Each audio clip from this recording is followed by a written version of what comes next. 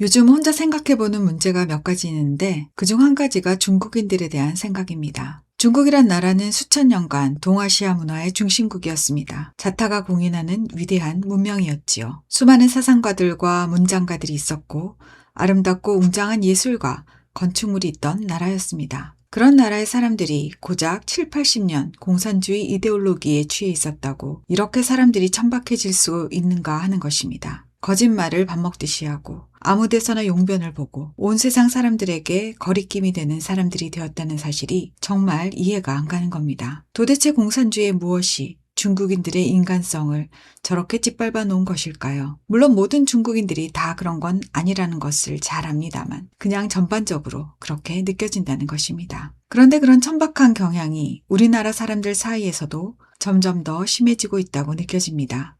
지독하게 개인주의적이고 지독하게 이해타산적이고 타인을 배려하지 않고 모두가 자기 권리만을 주장하고 범죄자들이 오히려 큰 소리를 치는 이상한 사회가 되어가고 있다는 것입니다. 도대체 무엇이 한국인들과 중국인들 모두를 이처럼 비루하게 만들어가는 것일까요? 이 질문에 대해 저는 두 나라의 공통점에 공산주의 이데올로기가 있다는 것을 생각해 보았습니다. 한국이 자유민주주의 국가라고는 하지만 사실상 현재 권력의 핵심에 있는 사람들은 모두 과거의 공산주의 사상을 가지고 있었거나 지금도 공산주의 세계관을 가지고 있는 사람들입니다. 많은 분들이 공산주의를 매우 이상적으로 생각합니다. 공산주의야말로 평등하고 정의로운 이상사회를 만들어줄 것이라고 아직도 굳게 믿고 있지요. 아무리 역사적으로 공산주의 실험이 실패했다고 말해주어도 심지어 눈앞에서 공산주의 실험을 경험하고 고통을 받아도 여전히 공산주의가 제대로만 실현된다면 정말로 우리같이 평범한 사람들을 위한